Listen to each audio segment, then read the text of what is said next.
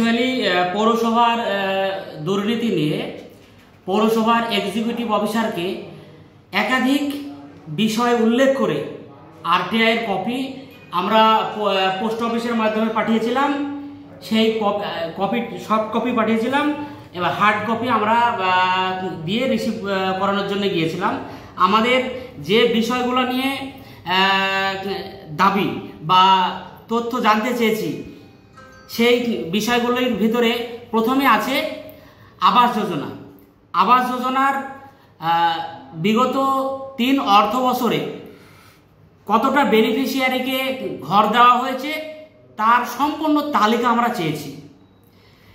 পাশাপাশি আমরা blue toilet, যেটা ডোমকলের আকাশে বাতাসে শোনা যাচ্ছে, সেই ব্লু টয়লেটের কি অবস্থা, ব্লু টয়লেটে টাকা কি খরচ হয়েছে, আদৌ কি ব্লু টয়লেট হয়েছে, সেই তথ্য আমরা লিখিত আকারে জানতে চেয়েছি। পাশাপাশি এই ডোমকল পৌরসভায় যে পৌরসেবা দেওয়ার জন্য যে ভেহিক্যাল আছে, সেই ভেহিক্যালের ম্যাক্সিমাম আমরা পড়ে থাকতে মরিচা পড়ে নষ্ট হতে দেখছি। তাই সেই সংখ্যা কতটা ভেহিক্যাল সুস্থ আছে আর কতটা অসুস্থ, মানে অচল আর সচল, সেই তালিকা আমরা চেয়েছি।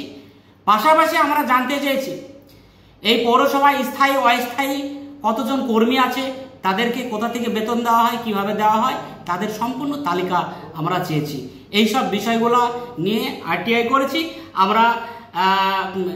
এই বিষয় নিয়ে আরটিআইয়ের পাশাপাশি আমরা বিস্তারিত এক্সিকিউটিভ অফিসারের সঙ্গে আলোচনায় যেটা উঠে আসলো, উনি আমাদেরকে এই সমস্ত তথ্য আগামী 20 থেকে 25 দিনের ভিতরে দিতে সহমত পোষণ করেছে।